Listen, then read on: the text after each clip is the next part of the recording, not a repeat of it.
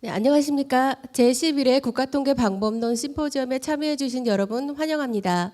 저는 어제에 이어 심포지엄의 사회를 맡은 통계개발원 연구기획실 김진입니다. 반갑습니다.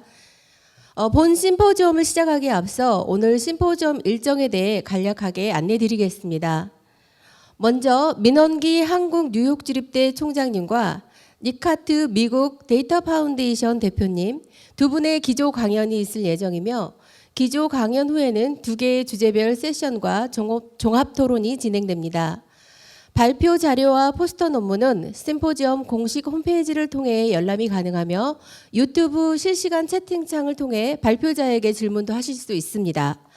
온라인으로 신청해 주신 분들께는 추첨을 통해 소정의 선물도 드릴 예정이니 마지막까지 많은 참여와 시청을 부탁드리겠습니다. 그럼 지금부터 제11회 국가통계방법론 심포지엄 2일차 프로그램을 시작하도록 하겠습니다. 먼저 기조 강연이 있겠는데요. 첫 번째 기조 강연자에 대한 소개는 전영일 통계개발원장님께서 소개해 주시겠습니다. 네, 안녕하세요. 둘째 날 모두 반갑습니다. 온라인으로 함께 참여하시는 모든 분들 다시금 감사드립니다. 어제 하루는 저희들이 이 데이터 과학과 개인정보 또 AI 이런 분야를 중심으로 해서 첫날을 저희들이 심포지움을 열었습니다. 오늘은 바로 사회자께서 말씀하신 대로 저희들이 주로 이 데이터에 기반한 정책 또 이 디지털 전환을 통해서 일어나는 그런 데이터 경제, 디지털 경제 이런 분야를 중심으로 오늘 진행을 하게 될 것입니다. 특별히 첫 번째 기조 강연으로는 방금 말씀하신 대로 한국 뉴욕 주립대학의 총장으로 계시는 민원기 총장님께서 기조 강연을 해주시게 됐습니다. 저희들로서는 얼마나 좀 반가운지 모르겠습니다. 특별히 예전에 과학기술 정부통신부라고 하죠. 풀 타이틀을 전부 얘기하면 거기에 차관으로 계셨고 또 인공지능 전문가 그룹의 의장으로 활동을 하고 계셨습니다. 또한 OECD 디지털 경제정책위원회의 의장으로 활동을 하고 계십니다. 몇 해 전에는 미래창조과학부의 기획조정실장 또 국제전기통신연합 이사회의 의장으로 특별히 이런 AI 분야, 디지털 경제, 과학기술 이런 분야를 총체적으로 국가적인 또는 그런 세계적인 관점을 가지고 중요한 이 국가적인 세계적인 기여를 하신 그런 학자이시자 또한 이 대학을 이끌고 계시는 그런 일을 하고 계십니다. 오늘은 특별히 저희들이 한국 사회도 또 세계 경제도 디지털의 전환을 이뤄가고 있는데 바로 그런 디지털 경제의 도래를 중심으로 해서 기조 강연을 해주시겠습니다. 우리 민원기 총장님을 환영해 주시기 바랍니다. 감사합니다. 안녕하십니까. 방금 소개받은 한국 뉴욕 주립대학교 총장 민원기입니다. 오늘 데이터 중심 디지털 경제의 도래라는 주제를 가지고 한 30분 정도 말씀드리고 또 질문 받는 시간 갖도록 하겠습니다.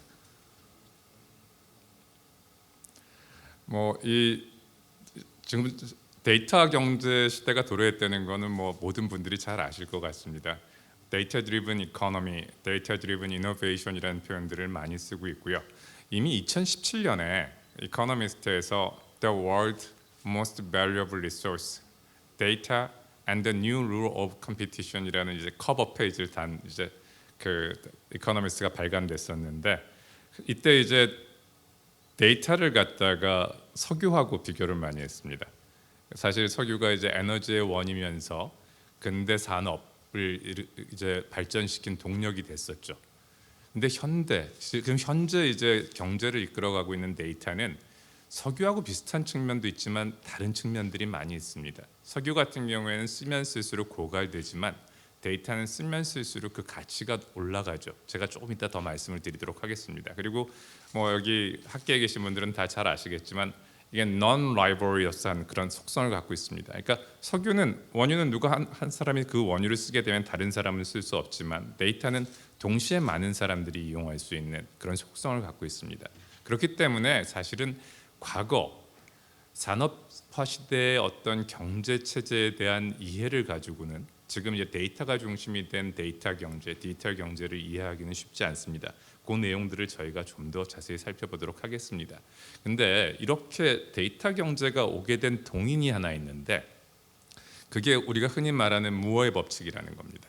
이 무어의 법칙은 사실은 물리학의 법칙이나 수학의 공식이 아닙니다. 그러니까 경험칙을 말한 건데 사실 매 2년마다 이제 고딘 무어라는 인텔의 창업자가 1965년대 페어차일드에 있을 때, 페어차일드라는 먼저 이렇게 반도체 산업을 이끌었던 대표적인 회사였죠. 페어차일드에 근무하면서 얘기했던 매 2년마다 컴퓨터의 연산 능력이 2배가 된다는 그 말이 1965년도에 말을 한 것이 2020년까지 계속 이어지고 있습니다. 21년까지. 사실은 이게 물리학적으로 불가능할 거라는 얘기들을 상당히 많이 했습니다. 왜냐하면 그 반도체라는 게 그 칩 안에서 그 소자들을 집어넣게 되면 거기서 나오는 열 때문에 이게 물리적으로 가능하지 않다. 근데 기술의 발전이라는 게 너무 놀라워가지고 지속적으로 이게 법칙이 유지되고 있습니다. 사실은 고든 무어 자체가 2007년도에 이 법칙이 계속 유지되겠느냐 앞으로도 이렇게 질문을 받았을 때 10년에서 15년 정도 더 유지되지 않겠냐 이런 얘기를 했습니다. 15년이면 내년이 그 2022년이 됩니다. 실제로 많은 사람들이 무어의 법칙이 물리적으로는 불가능하기 때문에 지속적으로 유지되는 게 실리콘 웨이퍼 안에서의 이 무어의 법칙은 깨질 수도 있다라고 얘기하고 사실 깨질 수밖에 없는 거죠. 근데 사실 새로운 테크놀로지들이 또 나오고 있습니다. 뭐 나노 테크놀로지라든지 이런 것들이 나오고 있기 때문에 무어의 법칙이 실리콘 웨이퍼 안에서는 적용되지 않을지 모르지만 새로운 기술을 통해서 지속적으로 연산 능력이 확대되는 건 유지될 거라는 것들이 많은 사람들의 예측이고요. 이게 왜 중요하냐면 과거에 이제 닥트머스에서 처음 이제 AI 관련된 얘기들을 1950년대에 시작했을 때 사실 사람들이 많은 기대를 갖고 있었습니다. 뭐 이제 사이먼이나 이런 친구들이 전부 다 얘기를 하면서 곧 AI가 인류를 대체하게 될 거다. 하지만 그게 우리가 그동안 AI 윈터라는 걸 2번 겪었죠. AI에 대한 높은 이제 기대가 있었는데 그 기대를 충족시키지 못했던 가장 큰 요인이 사실은 컴퓨터의 연산 능력이 따라주지 못했었기 때문입니다. 이 비용 문제도 있고 물리적으로 연산 속도가 그걸 따라주지 못했던 거죠.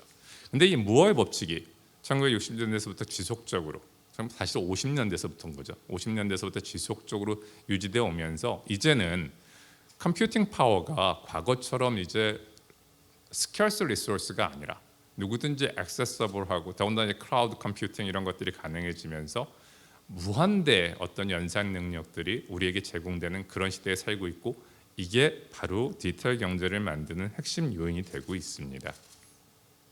자, 이 데이터가 얼마나 빠르게 늘어나고 있는지 이 표를 보시면 이게 저희가 흔히 말하는 대표적인 이제 exponential curve입니다. 그 지금 보시게 되면 2000년대 이후에 엄청난 속도로 이제 데이터 사용량이 늘어납니다. 사실 2000년 이후에 이렇게 된 동인들이 몇 가지가 있습니다. 뭐 잘 아시는 2007년도에 이제 애플의 아이폰이 나왔죠. 스마트폰이 나왔고 2005년도에 그 여러분 잘 아시는 이제 유튜브가 이제 처음 서비스를 시작합니다.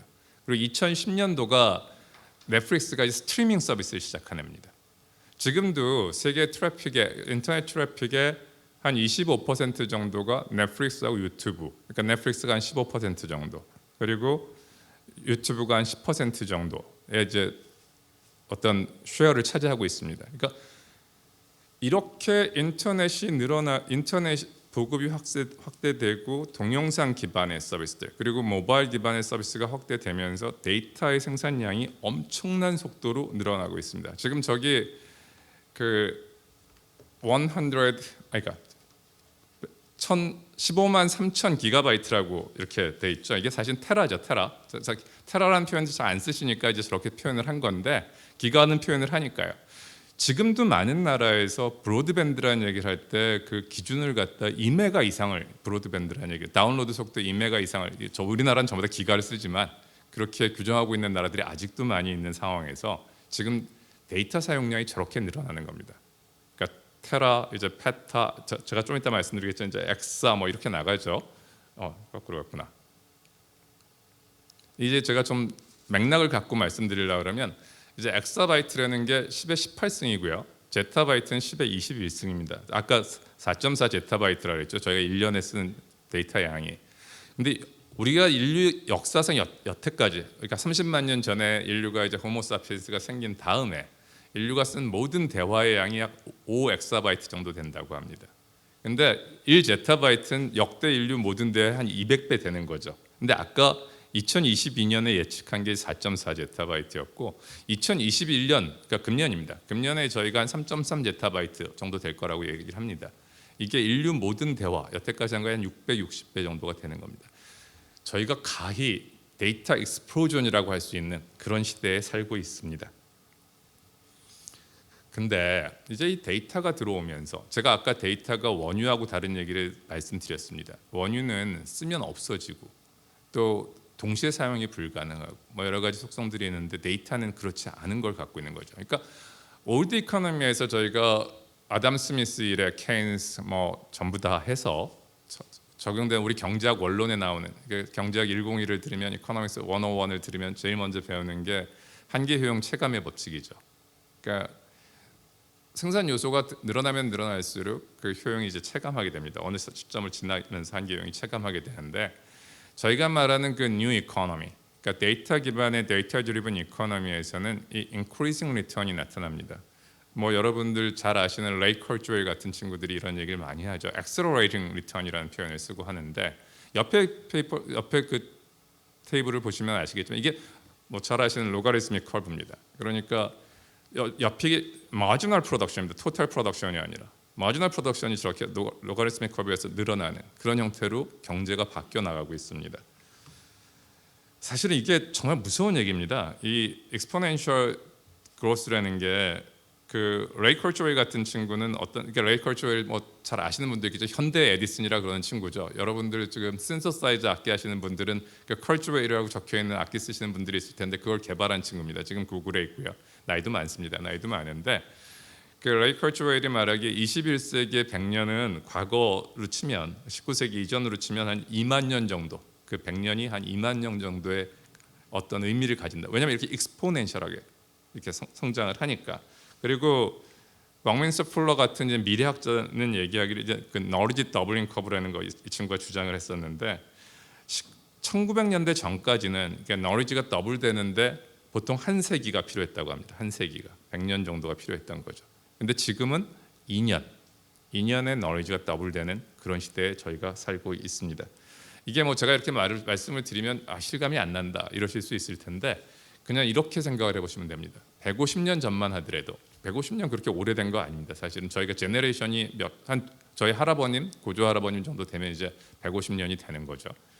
근데 증조 할아버님, 고조 할아버님 정도 되면 150년이 되는데 그때만 해도 전기가 없었습니다. 자동차도 없었고 비행기도 없었고 저희가 그거를 지금 다 당연하다고 생각하고 있는데 그 모든 발전들이 지난 150년 사이에 일어난 겁니다. 인터넷을 얘기하기 시작하면 사실 1970년대 물론 이게 알파넷이라는 형태로 해가지고 학교에서 쓴 것들은 훨씬 더 먼저 이루어졌지만 이 소비자들이 인터넷을 쓰기 시작한 건 1980년대가 돼서입니다. 지금 인터넷 없는 세상을 우리가 상상할 수 없지만 이런 발전들이 이루어진 게 최근이었고 더 놀라운 속도로 발전을 하고 있습니다. 오늘 제가 말씀을 드리지 못하겠지만 저희가 지금 프라잉 카에 대한 얘기를 하는 그런 시대에 살고 있습니다. 이제는 무인 자동차를 넘어서서 하늘을 나는 자동차를 얘기하는 그런 시대에 살고 있고 이 발전의 속도는 더욱더 빨라질 겁니다. 그래서 전통 경제에서는 흔히 저희가 그 경제의 3요소를 얘기할 때 자본, 노동, 토지 이렇게 얘기했습니다.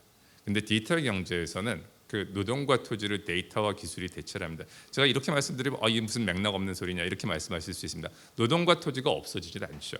근데 제일 중요한 세 가지 요소를 얘기하면 저 자본조차도 이제 바뀝니다. 성격이. 과거의 자본이라는 거는 저희가 이제 화폐라는 것들이 나와서 이제 교환 가치를 갖고 경제를 움직이는 이제 윤활유 역할을 하죠. 근데 여러분 잘 아시는 이제 크립토커런시라는 게 디지털 경제에서 나왔고 이제 많은 중앙은행들이 CBDC라 그러니까 CBDC, Central Bank Digital Cash라고 하는 이제 디지털 캐시를 도입하는 것들을 뭐 중국을 중심으로 해서 다들 추진 중에 있습니다.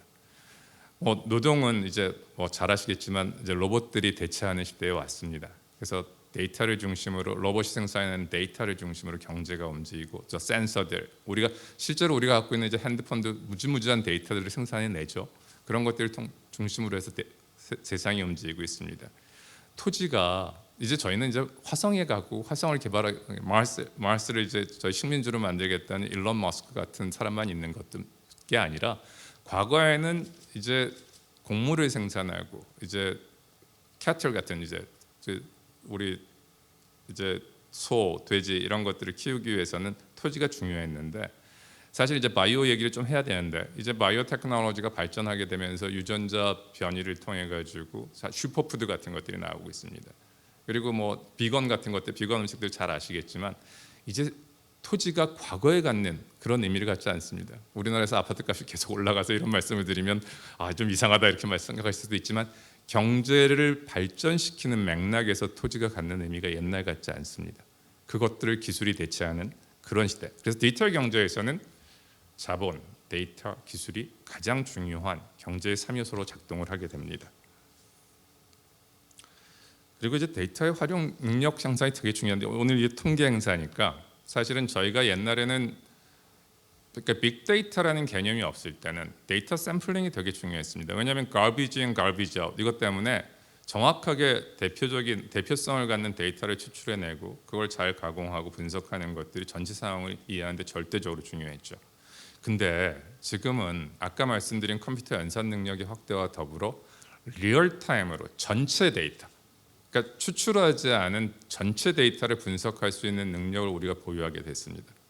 그래서 지금 OECD라든지 이런 경제 기구들에서도 이슈가 되는 게 국가 통계와 더불어 이 기업들에서 생산하고 클라우드에서 생산되는 이런 리얼타임 데이터를 어떻게 같이 활용해서 정책에 쓸 수 있을까 하는 것들이 중요한 관심사고 앞으로 가면 갈수록 데이터 샘플링보다는 전체 모데이터를 가지고 어떤 식으로 이걸 활용할 건지 그리고 분석할 건지 하는 데이터 애널리틱스가 더 중요해지는 그런 시대가 도래하고 있습니다.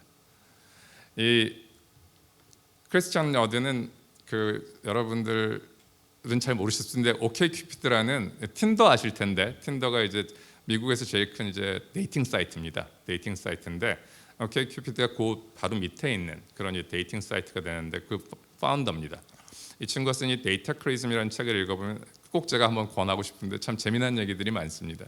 근데 이 데이터 크리즘에서 말하는 것들 중에 핵심이 되는 건 이런 겁니다. 가끔 저희는 우리를 원하는 대로 표현하기를 원합니다.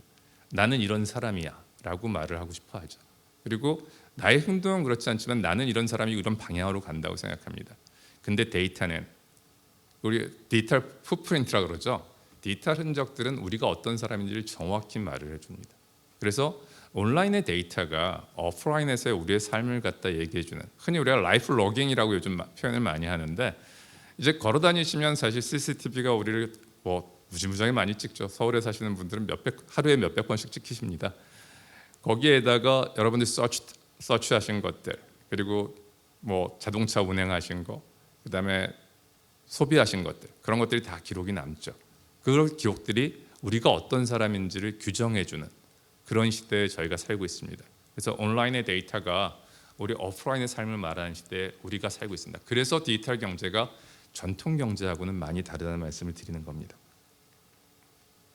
자, 그러면 제가 이제 조금 있다가 그 디지털 트랜스포메이션 이게 어떻게 우리 삶이 바뀌고 있고 거기에 7가지 벡터들이 어떤 것들이 있는지에 대해서 말씀드릴 텐데 그 전에 요 간단한 개념 정리를 저희가 하고 넘어가는 게 좋을 것 같습니다. 일단 이 디지털 관련해서 3가지 다른 개념이 있습니다. 디지타이제이션이라는 게 있습니다. 디지타이제이션은 그 아날로그 정보를 갖다가 디지털 정보로 전환시키는 겁니다. 그래야 이제 0, 1 바이너리 정보로 바꿔야 컴퓨터가 이걸 활용할 수 있으니까.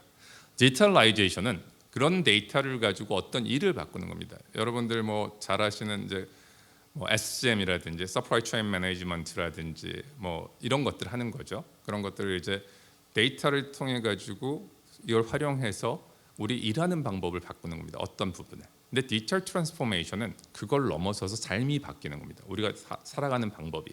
제가 이렇게 말씀드리면 그럼 정확히 뭐냐 이렇게 물어보실 텐데 이런 겁니다.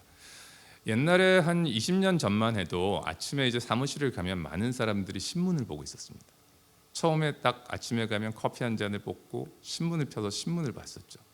지금은 신문 보시는 분 아무도 없으시죠. 전부 다 스마트폰으로 이제 보십니다. 그리고 정보를, 옛날에 신문은 우리가 선택할 수가 없었습니다. 그냥 주는 걸 보는 거였죠.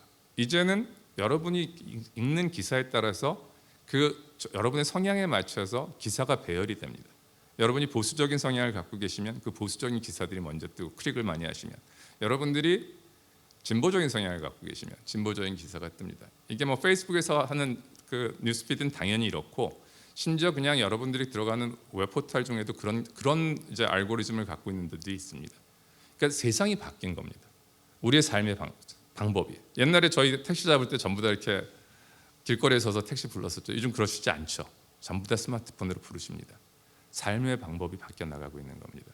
제가 학교 다닐 때는 저희 친구들끼리 모이면 볼을 차거나 아니면 오락실을 갔었습니다.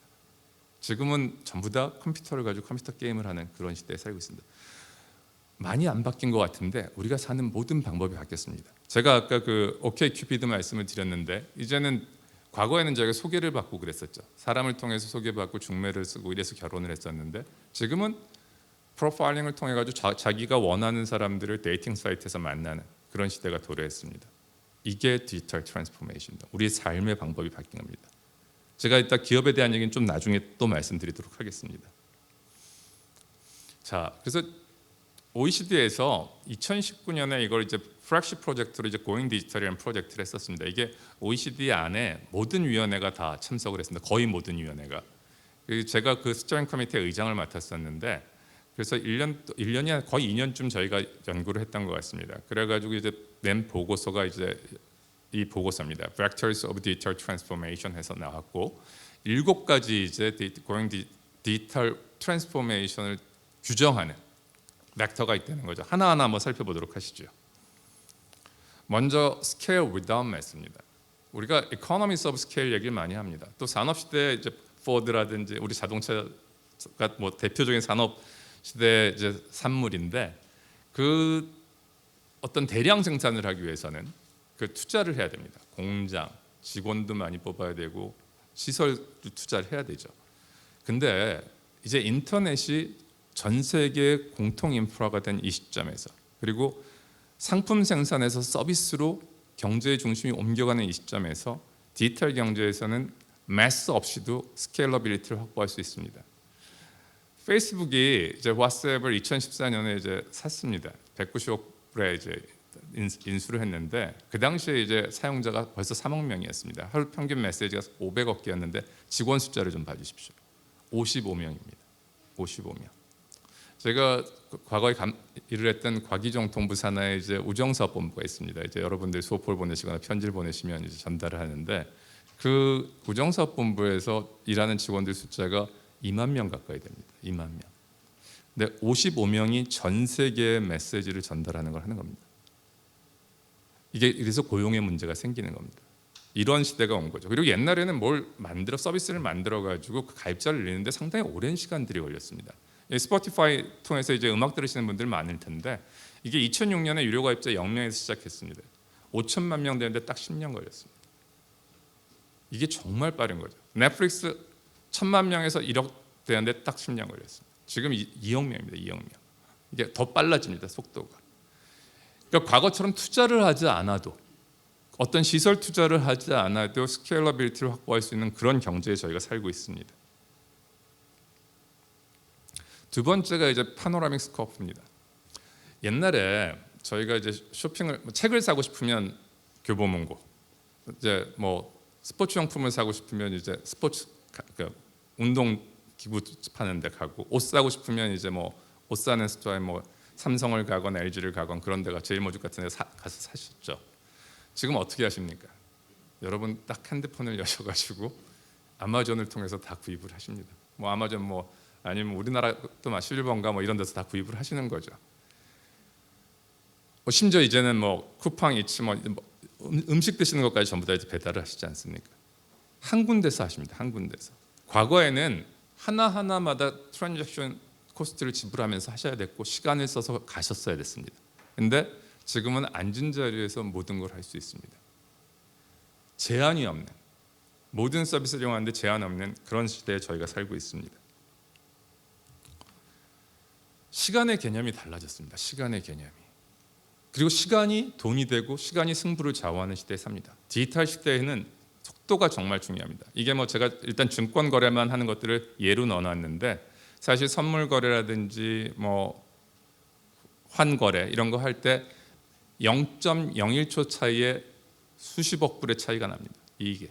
그래서 실제로 어떤 일들이 벌어지냐면, 이 증권회사라든지 투자회사들이 자기네 회사하고 선물 거래소 아니면 뉴욕 증권거래 사이를 자체 광케이블을 깝니다. 자체 광케이블.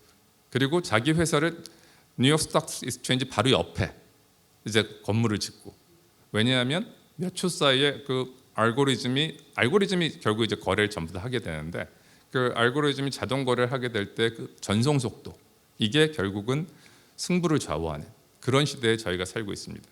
그래서 시간의 개념이, 과거에는 시간이 승부를 좌우하지 않았었습니다. 이 뭐 한국에서 어디 가서 사람을 만나고 그 사람과 얘기를 하고, 이제 그런 시대가 아니라 알고리즘 자체가 바로바로 거래를 하고 그 거래를 통해서 수익을 만드는 그런 시대에 저희가 살고 있습니다. 그리고 가면 갈수록 눈에 보이지 않는 에셋들, 소프트웨어라든지 이런 것들이 중요해지는, intangible asset이 중요해지는 그런 시대에 저희가 살고 있습니다. 뭐 요즘 말씀 많이 들으시는 메타버스, 디지털 트윈, 우리가 이제 가상 경제가 우리 삶에서 차지하는 비중이 점점 늘어납니다. 그러니까 지금도 스마트폰 쓰시는 시간들이 대강 하루에 3시간 이상 최소한 다 쓰십니다. 그러니까 항상 온라인 상황에서 생활하는 시간의 범위가 점점 더 늘어나는 거죠. 그렇게 되면서 경제 형태가 좀 바뀝니다. 과거에는 물건을 팔면 끝났었는데, 물건만 팔아가지고는 이제 시장에서 살아남기가 어려워지는 거죠. 서비스를 제공하고 가입자하고 계속 연결이 돼 있어야지만 부가가치도 높아지고 그 가입자가 자기 물건을 지속적으로 쓸 수 있도록 하는 겁니다. 그러니까 롤스로이스, 뭐 이게 자동차 회사로 많이 아시겠지만 롤스로이스가 제일 돈을 많이 버는 건 사실 엔진입니다. 선박이라든지 항공 엔진 이런 건데, 롤스로이스가 이제 어떻게 하냐면, 과거에 이제 엔진을 팔고 말았었습니다. 근데 이제는 엔진에 센서를 장착해가지고 엔진 상태가 어떤지 이런 것들에 대한 서비스를 지속적으로 해줍니다. 부가 서비스로. 그리고 그렇게 하면서 가입자, 물건을 산 사람이 물건을 사고 끝나는 게 아니라 서비스를 받는 가입자로서 계속 남도록 하는 거죠. 그러니까 우리가 이제 서비스 경제 시대가 된 겁니다. 디지털 경제의 핵심은 사실은 생산, 그러니까 제품, 프로덕트에서 서비스로 이제 전이가 돼가고 서비스의 비중이 점점 더 높아지는 건데, 그런 과정에서 서브스크립션 베이스, 가입 경제의 형태가 이제 경제의 주요 어떤 비즈니스 모델로 등장을 하고 있습니다. 그리고 공간의 개념이 바뀌었습니다. 디지털 세상에서는 국가라는 게 중요하지 않습니다. 저희 뭐 넷플릭스 보시는 분들 너무 많으실 텐데, 그 넷플릭스 보게 되면 최근에 이제 우리 오징어 게임 같은 것들이 이제 전 세계에서 1등을 했죠. 이런 것들이 과거에는 가능하지가 않았습니다. 우리나라에 있는 사람들은 우리나라 컨텐츠만 받고, 우리가 뭘 보려 그러면 우리는 이제 KT, SKT 아니면 케이블 사업자에 가입해서 버는 컨텐츠만 본다고 생각을 했는데, 지금은 다들 뭐 넷플릭스라든지 훌루 이런 것들 보시는 분들이 너무 많죠. 그러면서 세계의 개념이 바뀌고, 또 중요한 거는 이렇게 국가라는 개념이 약해지면서 이상하게도, 이상한 게 아니죠, 도시의 개념은 더 중요해지는 겁니다. 집적의 효과가 중요해지면서, 저 지도 왼쪽에 있는 지도 잘 안 보실 수도 있는데, 그 동경이 이제 세계에서, 동경도죠. 동경도가 세계에서 도시로서 GDP가 제일 높은 데인데, 이 동경도의 GDP가 우리나라 전체의 GDP하고 비슷합니다. 근데 우리나라가 그렇다고 이렇게 작은 나라가 아닌 게, 서울의 GDP가 말레이시아 전체의 GDP하고 비슷합니다. 그러니까 이제는 Made in Korea 이게 아니라 Made in 판교, Made in 송도, Made in 대덕, 이런 게 중요합니다. 어디 있는지. 실리콘밸리가 중요한 게 그런 겁니다. 집적의 효과가 되게 중요하고, 그 집적의 효과가 국가라는 개념이 아니라 도시라는 개념, 그리고 어떤 커뮤니티라는 개념으로 바뀌어 나가는 그런 시대가 도래했습니다. 그리고 empowerment of edge입니다. 여러분들 다 스마트폰 가지고 계시죠? 여러분이 가지고 계신 스마트폰이 얼마나 파워풀한지 잘 실감이 안 나실 텐데, 1980년대 슈퍼컴퓨터, 슈퍼컴퓨터 1980년대 중반까지 슈퍼컴퓨터보다 여러분이 가지고 계신 핸드폰이 더 파워풀합니다. 이 뭐 좀 더 거슬러 올라가서 말씀을 드리면 그 인간이 처음으로 달나라에 갔을 때 아폴로 우주선을 타고 그때 쓰였던 슈퍼컴퓨터보다 여러분들이 갖고 계신 핸드폰이 훨씬 더 파워풀, 몇십 배, 몇백 배 파워풀합니다. 그러니까 지금은 우리 모두가 이렇게 엄청난 컴퓨터를 들고 다닌다고 생각하시면 됩니다. 그리고 여러분들 옛날에 TV 보시면 그냥 일방적으로 저쪽에 쏘는 걸 보셨었지 않습니까? 지금 어떻게 하십니까? 여러분들이 선택하시죠. 보고 싶은 콘텐츠를 여러분들이 보시게 됩니다. 그러니까 이제 파워 자체가 과거에 센트럴 컨트롤했던 것들이 이제 엣지로 옮겨가고 아이디어만 있으면 스마트폰 하나 가지고 기업을 만들 수 있는 그런 시대에 살고 있습니다.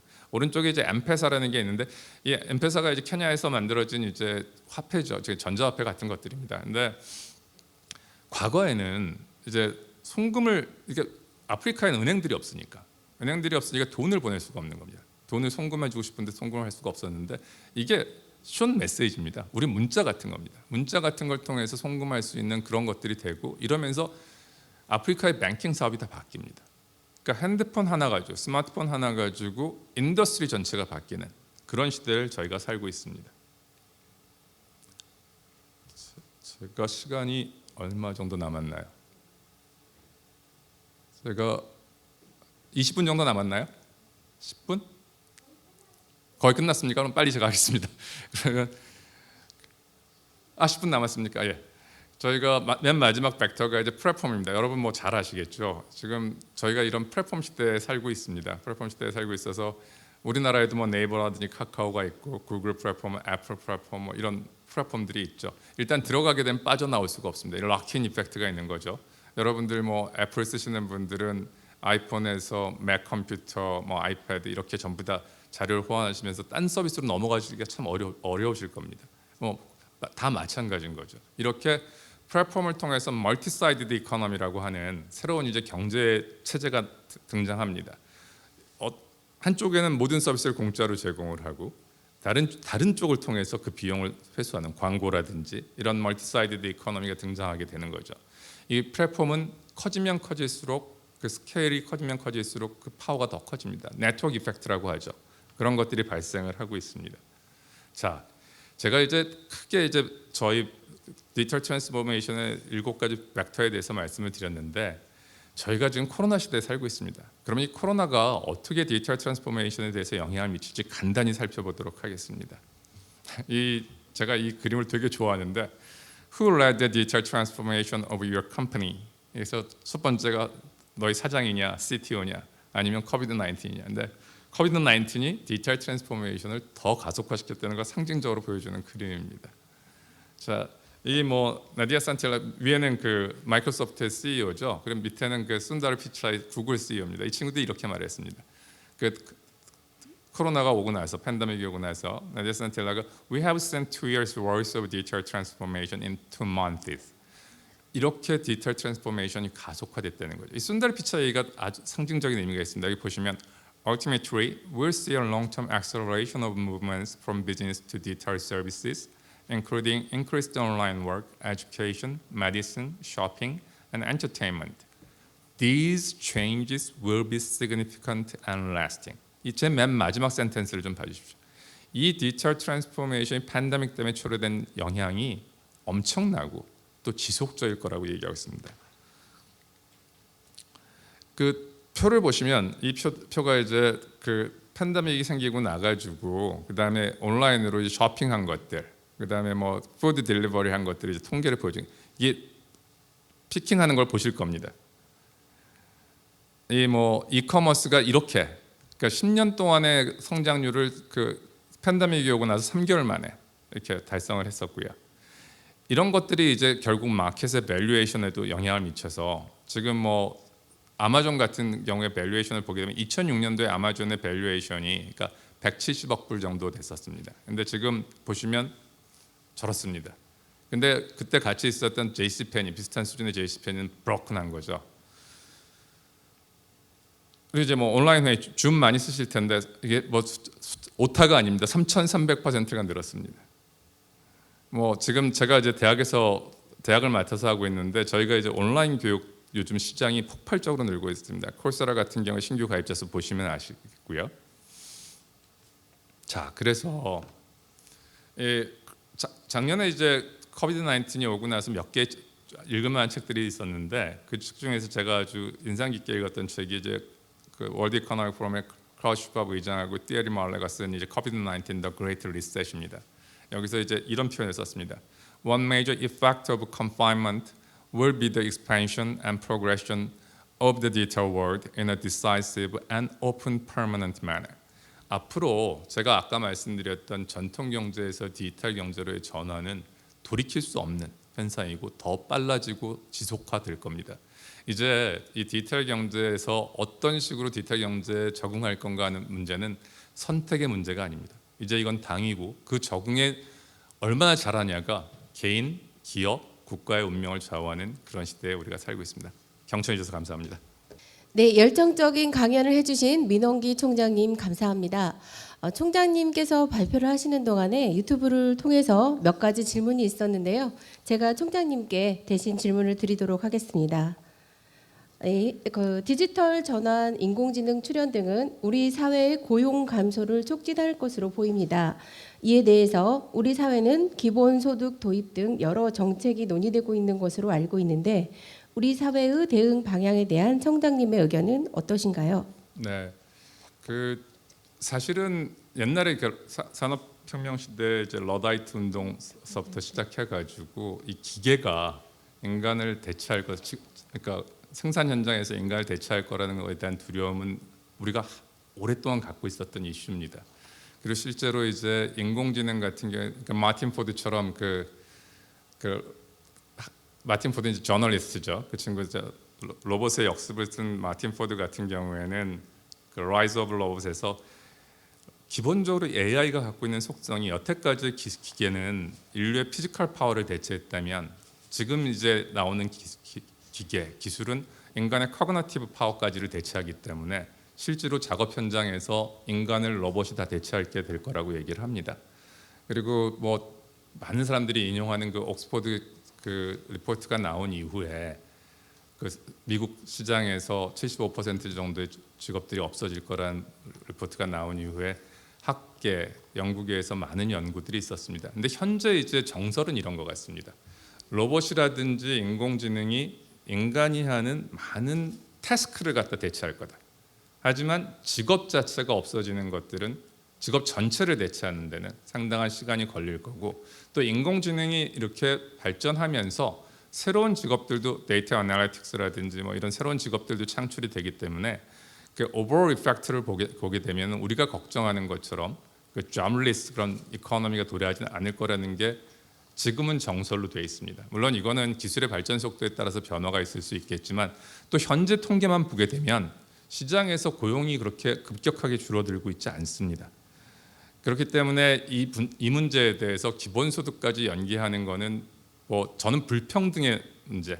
그러니까 자본주의가 심화되고 특별히 디지털 경제가 확산되면서 부의 균배라든지 특별히 어떤 자본이득 이런 것들의 불균형에 대한 문제를 대체하기 위해서 기본소득을 논의하는 것들은 또 다른 의미가 있겠지만 AI의 발전이 노동을 없앨 거기 때문에 기본소득을 논의해야 된다는 건 좀 시기상조가 아닌가 하는 생각을 갖고 있습니다.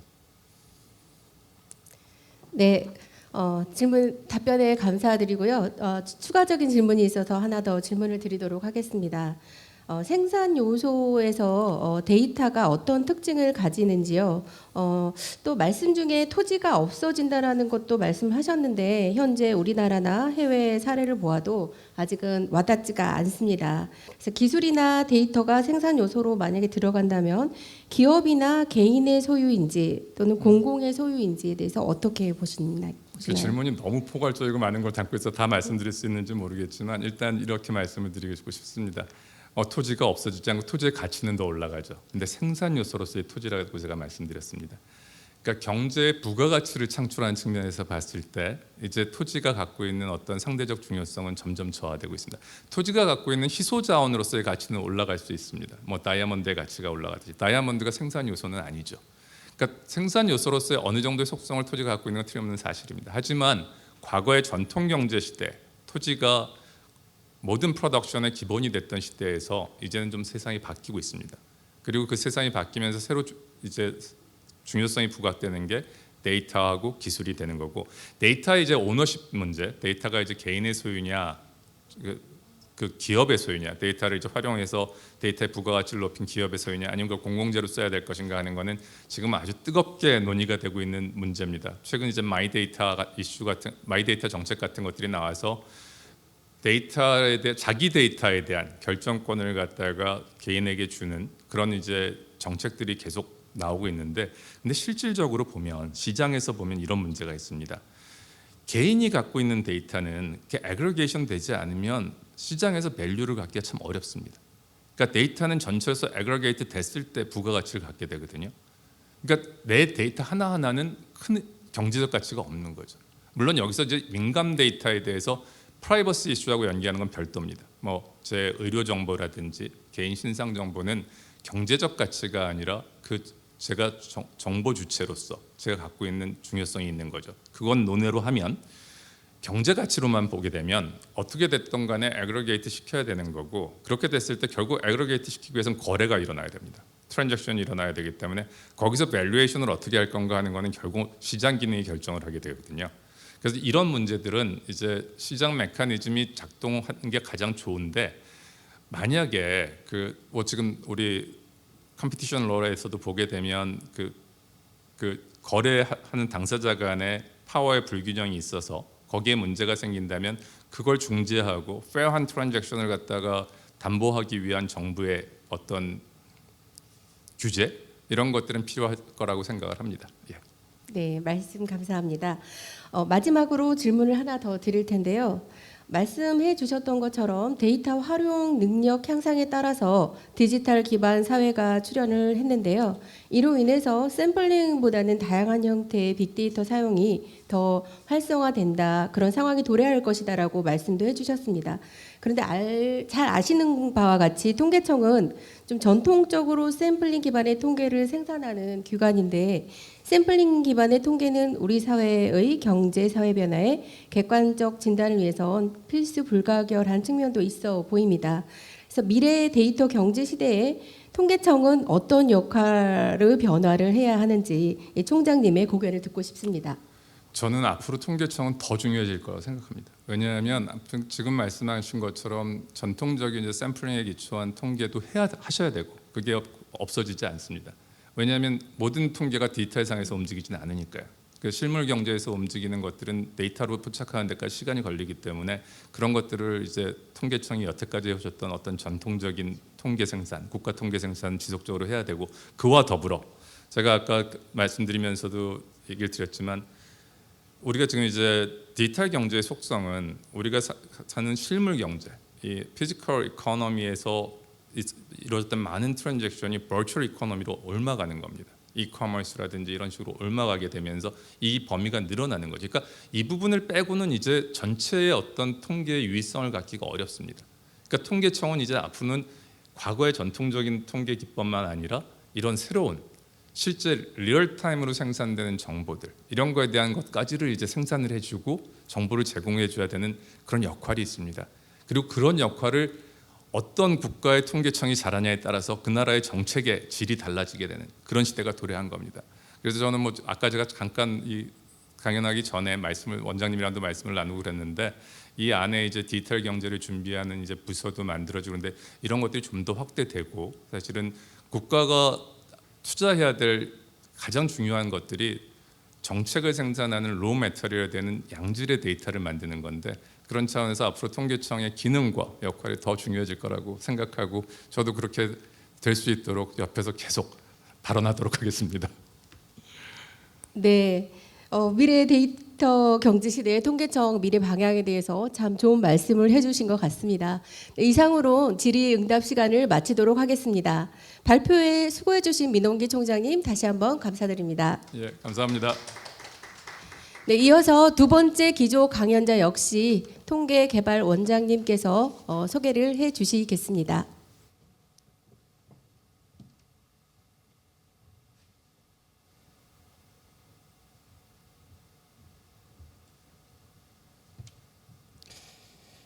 네, 민원기 총장님 다시금 감사를 드립니다. 금년이 통계개발원이 15주년이 되는 해입니다. 저희들이 19년부터 이 15주년을 기해서 또 다른 15년 또는 앞으로의 50년을 준비하는 그 통계개발원의 그 청사진과 구체적인 그 대안들을 좀 생각을 했었습니다. 그 중에 하나 저희들이 좀 항상 공유했던 또 제가 원장으로서 함께 말씀을 나눴던 부분 중에 하나가 우리가 향후 15년에는 G7 국가와 OECD를 선도하는 그런 그 데이터와 AI 분야에 가장 좀 그 리더십을 좀 가질 수 있는 그런 그 통계 개발원의 역할을 하면 좋겠다는 그런 이야기를 많이 나눈 적이 있습니다. 오늘 민원기 총장님의 그 기조 강연을 통해서 현재 OECD가 추구하는 그런 그 디지털 전환의 그 세븐 벡터에 대해서 말씀을 나누어 주신 것은 참 그 저희들의 이 관심을 또 초점을 어디에 맞춰야 되는지를 다시금 상기시켜 주신 아주 중요한 그런 그 초점이라고 생각하면서 다시금 먼저 감사의 말씀을 민 총장님께 전해드립니다. 자, 이제 두 번째 그 기조 강연자는 현재 저희들이 미국에 계시기 때문에 그 대면으로 오늘 연결을 시키지는 못했습니다. 현재 그 데이터 파운데이션의 프레젠트로 계시는 그 닉 하트 박사님은 미국의 이 데이터를 중심으로 한 사회와 경제와 그 정치 변화들을 이 여러 가지 측면에서 연구하고 그러한 그 변화들을 측정하는 그런 상당히 그 인터디스플리너리한 띵크탱크를 이끌고 계십니다. 사실 이 데이터 파운데이션을 이끌기 전에 이전에 그 오바마 행정부에서 백악관에서 미국의 증거 기반 정책과 관련된 중대한 모든 그 변화들과 그 향후의 그 전략들을 준비를 했었습니다. 그래서 상하원이 함께 준비해서 그 조직을 한 증거 기반 정책위원회 Evidence-Based Policymaking Commission의 정책 실장으로서 실질적인 모든 그 기반과 향후의 미국의 증거 기반 정책의 프레임, 조직, 인력, 체계 그리고 나아갈 그 방향들을 제시를 하였습니다. 오늘 닉 하트 박사님께서 특별히 그러한 그 경험들을 중심으로 해서 현재 세계의 증거 기반 정책이라는 그런 그 주제를 가지고 특별히 그 미국의 경험을 중심으로 해서 좀 심도 있는 그런 그 강연들을 하시겠습니다. 저희들로서는 지금 조금 전에 민원기 총장님을 통해서 한국 과기부의 차관으로 계시면서 이런 그 데이터와 AI를 활용한 그 변화들을 만드는 부분과 또한 현재 미국의 경험을 통해서 그런 그 데이터와 AI를 활용한 그 정책의 그 변화들 그런 것들을 함께 들을 수 있게 돼서 얼마나 좀 좋은 시간인지 모르겠습니다. 우리 닉 하트 기조 강연을 기대해 주시기 바랍니다. Nick, please come join us. Hello from the United States, and thank you to the conference organizers for the invitation to join you all today. Really excited to be here with you. Evidence-based policymaking is definitely a concept that has gained an incredible amount of attraction and attention around the world in recent years. The US, we've learned a lot from our partners and experts, not just in the US, but around the world, on how to do this and how to make it meaningful. We've also taken a very hard look at our own government and our operations to devise strategies for rapid improvements. But I want to stress the US experience has been bumpy. It is by no means perfect. Yet many of the lessons that we've experienced, I think, are relevant for others in seeking to build new or even expand capacity for evidence-based policymaking. And I want to be clear here at the beginning that these lessons and the insights and the perspectives from the United States may not be generalizable in all contexts or to every country around the world. But again, I hope the lessons will be valuable. So what my goal here today is to provide a very quick tour through what has been happening in the United States and then offer some quick lessons that are hopefully useful for this audience. Now, increasingly, our effort is one of collaboration that cuts across disciplines and sectors, agencies, policy domains, and even programs. So statisticians, data scientists, evaluators, economists, sociologists, ethnographers, and many more disciplines all have a role in this ecosystem around evidence-based policymaking. We also know that data collected by one agency or program may be relevant for others to study outcomes or even understand basic characteristics of a population or situation. There are a variety of users inside and outside government. So when I use the term ecosystem, that's really what I mean. It's tying together all of these different strands of users and communities to work together as we seek a more evidence-based society.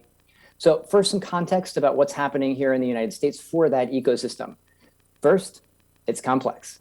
The concept of evidence-based policymaking is one that has long been in use here in the US and around the world, even before the term was actually popularized. In the US, we've been collecting data about the economy, about our population since the country's origins. In fact, the decennial census is written into our Constitution as a way of understanding basic characteristics about the population and even how to determine and allocate seats in our national legislature. Evidence-based policymaking is a process by which this rigorous information is not just generated, but actually used by decision makers. So for many of us in this audience, this is, of course, an intuitive process. But it's important for these decisions to always keep in mind that ideology, perceptions, anecdote can creep into the process. And in some cases, those are important inputs for how we make decisions, especially when politics is involved.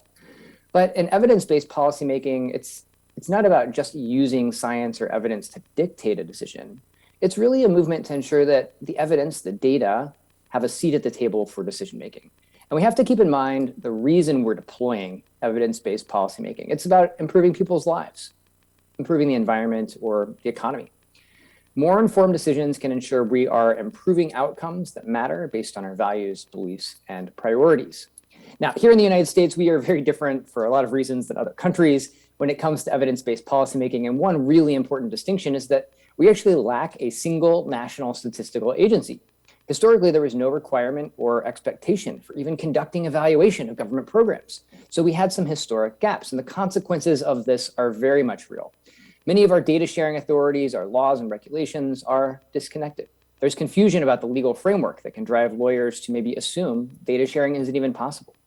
The openness of data or open data is an emerging trend very much, and that means some access to information is still evolving.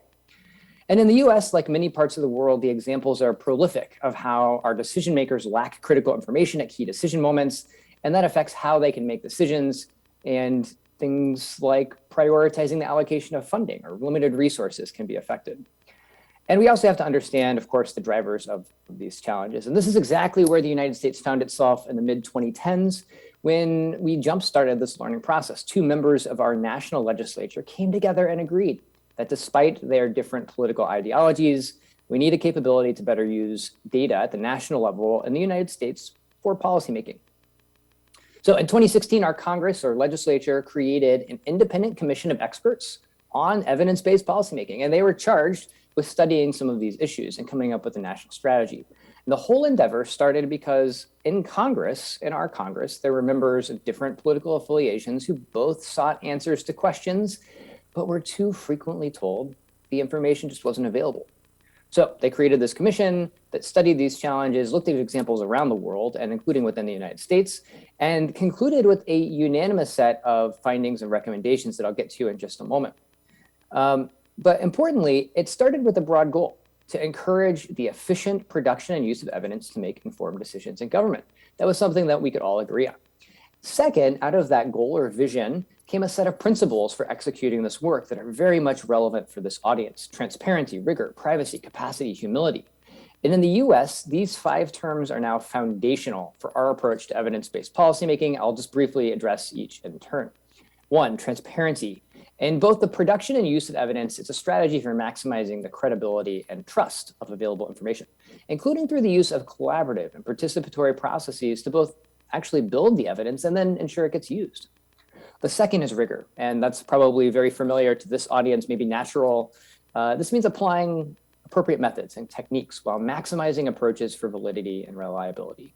So in other words, our methods are tailored to the questions that are being asked and actually generate useful evidence as a consequence. Privacy, of course, a major theme to the extent we're using personal information or business information to analyze particular questions or data sets. We must be mindful of protections and strategies for being good stewards of that information. Perhaps in practice, this means even seeking out new ways of protecting data, such as through emerging technologies. Humility. This means taking care to not overgeneralize from a single study while also acknowledging that sometimes when we make evidence, there will be uncertainty, and that affects how we can use it to make decisions. And then finally, capacity. This is about integrating people, resources, systems, and processes. Now, these principles very much embody the work in the United States at this moment. We have a great deal of applicability across these principles to really anywhere in the world. And I hope you'll see the parallels. Okay, so our Evidence Commission came up with these principles, and then out of its findings, really identified 3 core themes. One, the US collects a lot of data, and access is a challenge. And proving access would go a long ways to increasing the supply of evidence. 2, if we're increasing access to data, we of course have to be mindful of those important privacy protections. And then 3, even if we've built strong access mechanisms and privacy protocols, we still need the people and the processes to execute the work. So 3 core themes out of our commission to eventually lead to evidence that can be generated and used by our society. Well, from those themes, there were then 22 recommendations. And importantly, the recommendations that came out of this commission, which was from political appointees, the findings were unanimous. A key concept they described was the creation of what we call a national secure data service. And this was intended to fill a key gap in the United States where we lack this national statistical agency. While also recognizing that we're probably not going to be creating a national statistical office in the near term. So how do we solve for these problems? Well, this data service was suggested as a pathway for bolstering that national data infrastructure, but also with strong privacy protections in place. And also not deterring from good projects that were already underway. Now, there were also recommendations included promoting open data, establishing an evaluation function, and much more. Now, the Commission's work has really been instrumental for the US's capability to rethink the framework that existed and also refocus our efforts on aligning the data infrastructure to be valuable and maximize for the value of data. Now, there are still gaps to be resolved, including that the Commission focused on particular purposes, so had a slightly narrower scope than maybe some things that we might want to do with data. But that work led to a new law here in the United States. So coming out of the study, our Congress formulated a law that we now call the Evidence Act, or the Foundations for Evidence-Based Policymaking Act, and it was designed to address many, though not all, of the recommendations. Required leadership roles, chief data officers and evaluation officers, built a planning process for evidence building that we call a learning agenda, a strategic plan for research and evaluation. Improved open data and data governance requirements, and importantly, included strong privacy protections for data analysis and expectations for data sharing, and more.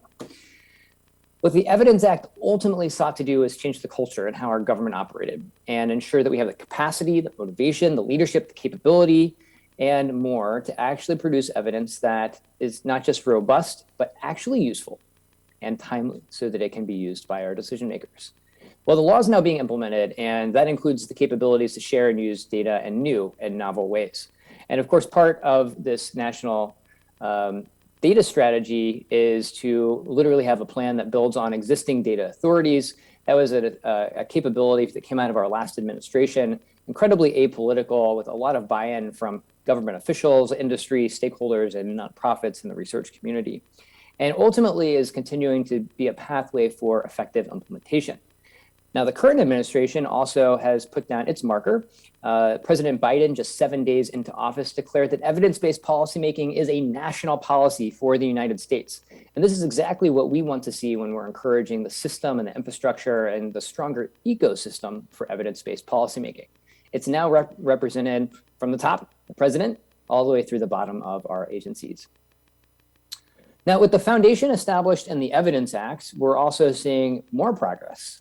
Yet more laws being described for continuing this work, including the creation of a national secure data service proposed 4 years ago by our Evidence Commission.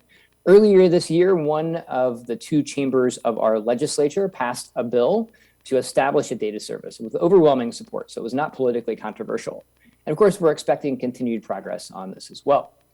Now, all this work to strengthen the infrastructure for evidence-based policymaking builds on pioneers and success stories from the past. And I would be remiss to not share that there have been a great many successes prior to this discussion.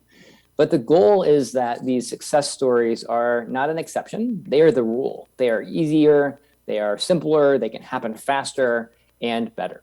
And if we can make it easier to generate and produce relevant, credible evidence, the burdens and limitations that affect the use will also be reduced as well. So let me offer just one brief example from the United States of something that existed before all of these things that I'm describing, but benefits tremendously from this work. Our country's disability insurance program provides a safety net for more than 10 million people at a cost of about $140 billion US dollars per year. And in 2015, the program was facing insolvency. It was running out of money. So to save the program, it had to be reformed. But how do you reform a program of that scope and scale in real time? The key question was actually how to get people on disability insurance, if possible, back to work, back into gainful employment where they can generate an income. Now, there was some research on this, there were some lessons, but it all needed synthesis. In the instance of the political moment, it was crisis. How do we direct and align the resources to answer these kinds of questions in real time? Well, this was a program that was ultimately saved because not only did we have existing evidence, we were able to rapidly generate evidence in real time using administrative data to answer key questions for the policymaking community. So what does this example suggest? One, it highlights the power of using data to make good decisions. We saved this program. It was reauthorized, it was modified, and new research capabilities were built into it. It highlights the need for good data and the relevance of linking data assets across agency or organizational silos. It's a story about the difficulties and barriers that had to be overcome in doing just that. It also applies knowledge about the history of program implementation to support future project activities. Now, there are hundreds, thousands more examples and success stories we can highlight from around the world. The point here is that evidence-based policymaking can be difficult to implement, but globally, we're making tremendous progress. Okay, so building up, based on the US experience, based on the success stories that we've seen, there are key lessons that are relevant in the context we find ourselves in at this moment. And things from the US experience that are hopefully useful to those around the world.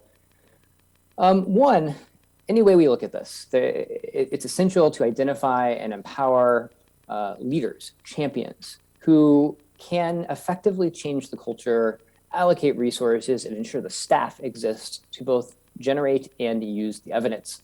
And once we find those champions, promoting them and encouraging their development and growth, but also spreading knowledge among other leaders about the capabilities and the benefits that exist. Number two, silos can be a real problem. And bridging those silos and collaborating across interagency or even disciplinary barriers is really key.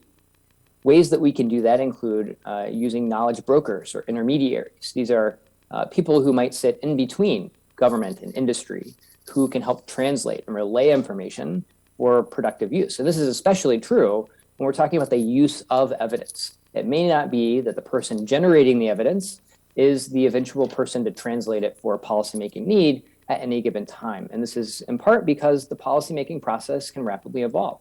And ensuring that the evidence can be translated in that moment in time for the particular decision is a difficult task, but important for the use.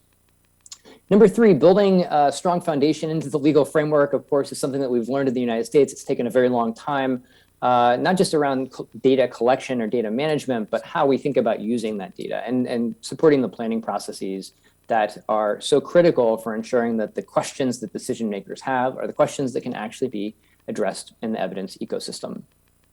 Number four, mechanisms for continuous feedback and learning. We're constantly learning now about how to do this better and won't pretend that the system that is in place today is perfect or that it will not continue to evolve. One way that we can provide that continuous feedback is, of course, by engaging stakeholders meaningfully, which is one of the points just below. And this is not just about pushing information out and asking through formal mechanisms, but may include new informal strategies, the better use of the internet, better use of forums to actually gather feedback from key stakeholders and ensuring that representation is fairly diverse. Number five, key questions. So one thing that we've learned in the United States about the use of evidence is that if our policymaking community or decision-making community can better articulate the questions that they are expecting to struggle with, whether it's about a regulatory action or a legal authority, if they can identify those questions, the evidence community can then take a step back and look at what we have, what we know, and what we need to know, and then generate the evidence that is relevant for answering those questions. A process that we've established here called a learning agenda or an evidence building plan is a way of essentially identifying what those key questions are, what we know, what we don't know, and what data we might need to answer those questions in the future so that we can fill in that gap with a supply of evidence that's relevant for the decision makers. And then finally, number 7, promoting innovation is an area, particularly with a mindset of focused on future privacy concerns, increasing risks of re-identification in data sets. It's important to promote this technological innovation so we can continue to solve problems without prescribing the particular technological solution. And I say that also with laws in mind. And then now finally, politics. We do know that politics is an inevitable part of decision-making, and we can debate what that means for use, including what the evidence actually means in a particular context. That's productive in modern society, and we have to be cautious to stick to the facts and stick to what we know, recognizing that there's uncertainty in some form of evidence, but also that this work is never really done. So again, in the United States, our model is by no means perfect. The work continues to move forward. We're learning and evolving as we go, but we're optimistic that in recent years, these approaches to becoming more evidence-based have resulted in a stronger statistical system, have produced better evaluation, and ultimately are improving our decision-making capabilities. There's still plenty of challenges ahead. New technologies, applications of artificial intelligence, cybersecurity threats that are constantly emerging, and even global pandemics. This will all affect how we undertake this work, but we are indeed on a path to a more evidence-based society. I'm confident we will continue progressing. I do want to thank you all for joining this discussion today and for the invitation to participate with you. I hope these insights have been useful and constructive for your work. If you're interested in learning more about what's happening in the United States, the Data Foundation has a slew of resources that we provide on our website at datafoundation.org. And I do genuinely hope that the experience from the US can benefit each of you in your respective organizations as we continue to ensure decision makers have reliable, timely, and credible information for policymaking. Thank you again. 네, 니카토 대표님의 기조 강연을 영상으로 만나보셨는데요.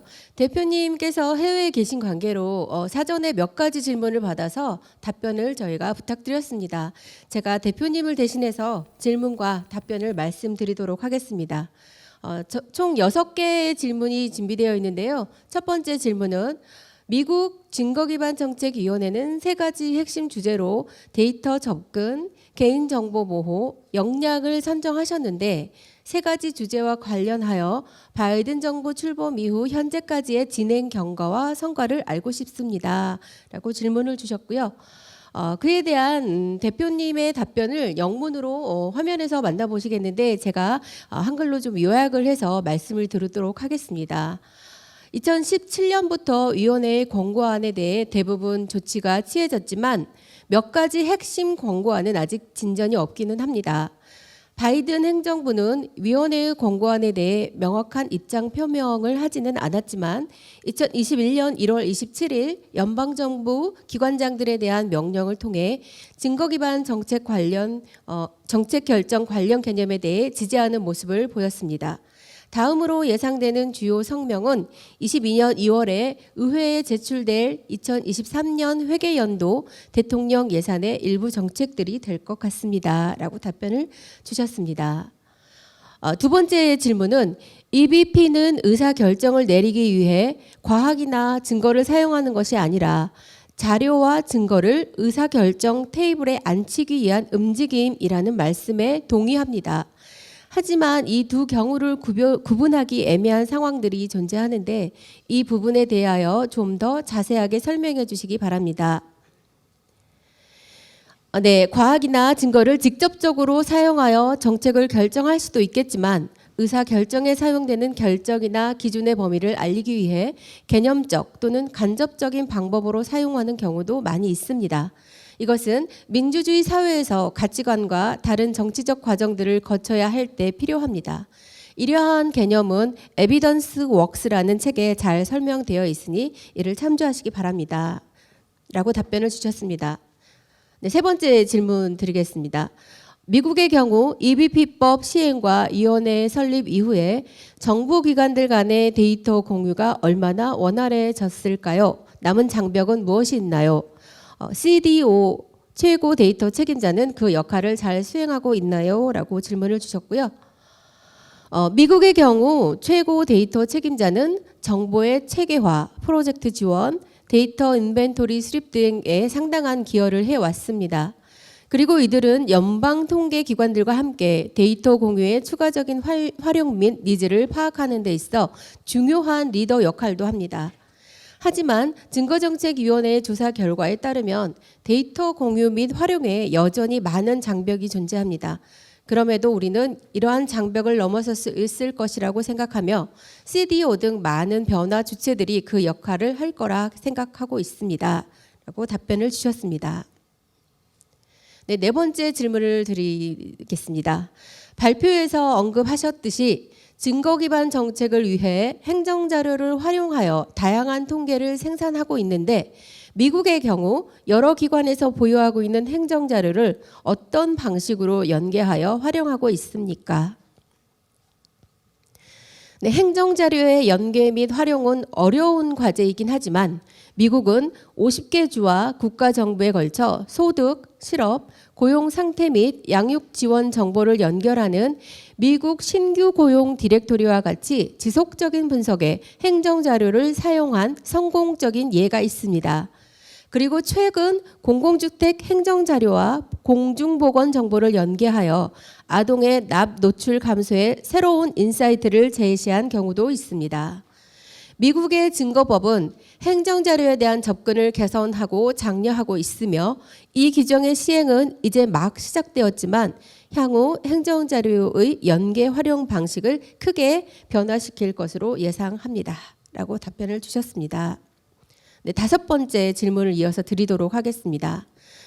소득 자료를 포함한 국세 자료를 증거 기반 정책에 사용하는 것에 대한 제약이 있습니까? 만약 제약이 있다면 그것들을 사용하기 위해 어떤 노력을 하고 있습니까? 라고 질문을 주셨고요.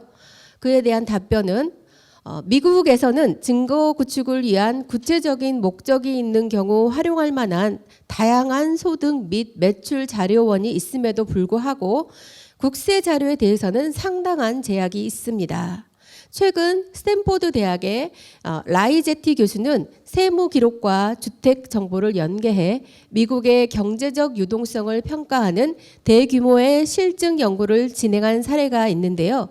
국세 자료의 연결 및 활용은 상당한 제한이 있지만 검증 서버를 활용한 재현 자료 적용 등 혁신이 계속되고 있는 분야이기도 합니다. 현재 미국의 국세청과 도시연구소는 국세 자료를 사용할 수 있는 접근 방식 개발을 위한 협업을 하고 있습니다. 라고 답변을 주셨습니다. 네, 마지막 질문을 드리겠습니다.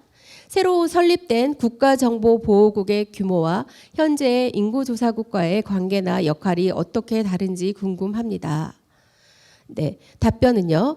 인구조사국과 마찬가지로 국가정보보호국은 통계기관으로 구상을 하고 있습니다. 설립이 된다면 14번째 통계기관이 될 것이고 각 통계기관은 정확한 역할 분담을 통해 긴밀하게 협력하게 될 겁니다. 다음 달에 있는 증거 구축을 위한 데이터 자문위원회에서 국가정보보호국의 역할과 상호 협력 체계 등에 대한 인사이트들을 제공할 것으로 예상하고 있습니다. 라고 답변을 주셨습니다. 네. 네, 이상으로 니카트 대표님의 기조 강연에 대한 질의응답을 소개해 드렸습니다.